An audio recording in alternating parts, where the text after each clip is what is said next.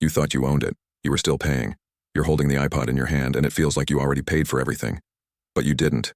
That's when Apple starts charging you for real. You're holding the iPod in your hand. White, clean, small. The wheel spins under your finger and everything responds instantly. Someone next to you notices it, says it looks amazing. Someone else recognizes the white earbuds from across the room. And for a second, it feels obvious. Apple won because they made something everyone wanted to touch. But that's not where the real power was.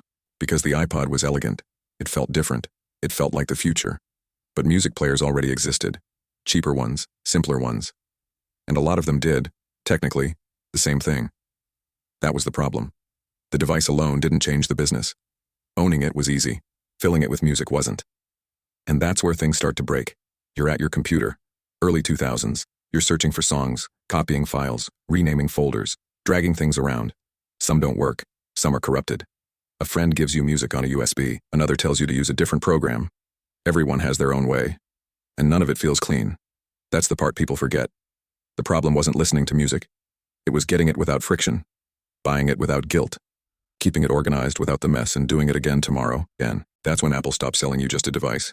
And iTunes shows up. But not as an add-on. As the system. That's when everything shifts. Now everything lives in one place. You search the song. You play it. You buy it. 99 cents. One click. Download. Done. No shady websites, no broken files, no wondering if it'll work. And that does something bigger than just making things easier.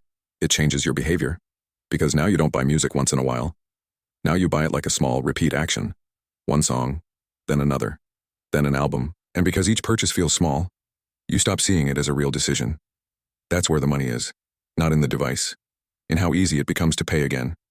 And while you feel like you're just using your iPod better, Apple already turned that device into a gateway. Every iPod sold puts a store in your pocket. Every new user enters a system where buying again feels normal, repeatable, natural, almost invisible. That was the twist. The iPod was never the full business. It was the hook, the clean key, the object that made everything else desirable. Because once hardware connects to a fast, easy, reliable way to buy, the sale doesn't end at checkout. It starts repeating after, over and over again. And that wasn't just about music anymore. That became the model you see everywhere now. Apps, subscriptions, digital purchases, closed ecosystems. First, you fall in love with the object. Then you stay inside the system. In the end, Apple wasn't just selling you a music player. They were selling you a routine. And every click that felt like convenience was also a transaction. Because the iPod looked like the product. But the real business started right after you plugged it in. And when you don't feel the second charge, that's when it works best.